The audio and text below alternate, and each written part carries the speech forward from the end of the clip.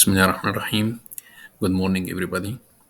Today we will talk within our topics regarding easy radiology approach era.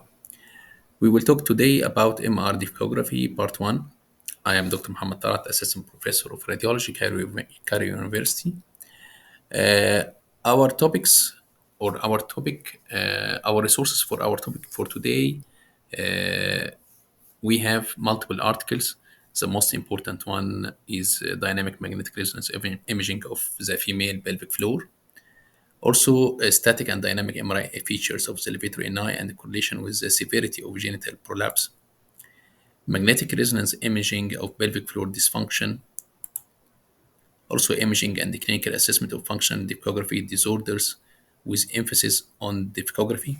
And I would like to thank Dr. Rania Farouk, one of the best leaders in this area. She is my friend and she is a professor of radiology in Cairo University.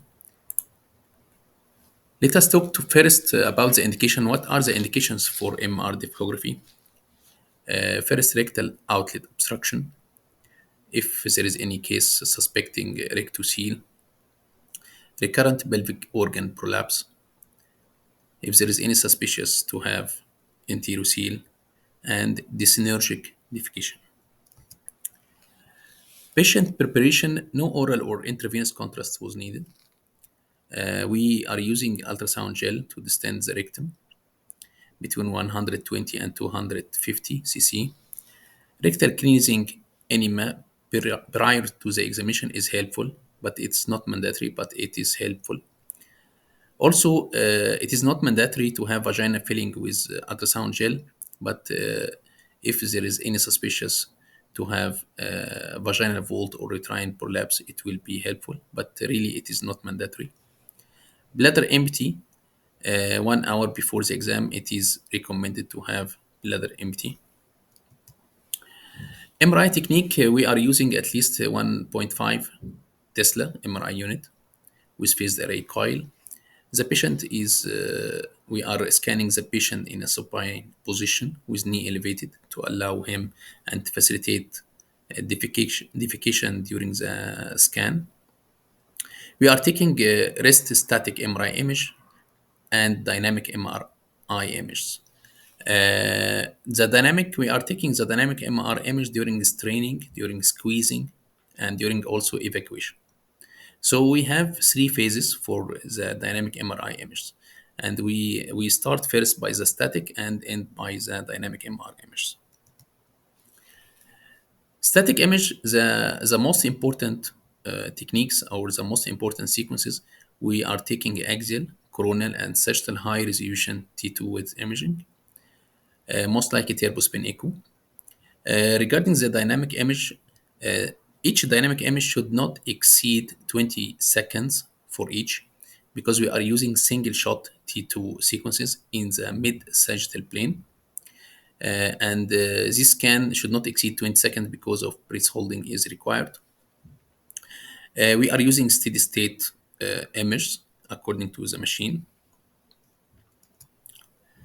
We would like first to review our anatomy. As you see here, we have the pubic bone anteriorly, and we have the sacrum posteriorly, and we have the posterior compartment. It is confined to the rectum and the inner canal. The middle compartment consists of the uterus and the vagina, and we have the bladder and urethra. These are the anterior compartments. So we have in the female, we have anterior, middle, and posterior compartments. In the male, we have only anterior and posterior compartments. So the levator ani muscle, this is the strongest muscle in the pelvic floor. This muscle is holding all these compartments and it is connecting, it is attached to the pubic bone anteriorly and to the coccyx posteriorly. And if we go in details for the anatomy, uh, I will not focus on many ligaments here, but I would like to emphasize some of these important ligaments and fascia. One of the most important fascia is called rectovaginal fascia. this one between the vagina and rectum, and this one is responsible to hold the peritoneum. If this fascia will be, if there's any defect in this fascia, periton will go down between the vagina and rectum, and also the anterior seal goes in this way. Also, we have different periurethral ligaments, and also the paravaginal fascia is present here. This one is holding the urethra and prevent even urethral laxity or descent of the anterior compartment. So we have different ligaments, we have different fascias that are helping the elevator ani muscle in supporting the pelvic organ structures. Here in this figure, I would like to emphasize something. Uh, in this figure, this is the resting state, and this is the squeezing state, and this is during defecation. We have an important muscle, one of the component of the elevator ani muscle called the puborectalis muscle, and this one is responsible to make this angulation between the rectum and anal canal. This is in the resting state. This one is called anorectal angle. We ask the patient to squeeze. Once the patient start to squeeze, the anorectal angle become more acute, as you see here, because of the puborectalis muscle contraction. If we order the patient to defecate, this puborectalis muscle starts to relax and this anorectal angle will be more obtuse. This is the normal consequences for these different phases during scan.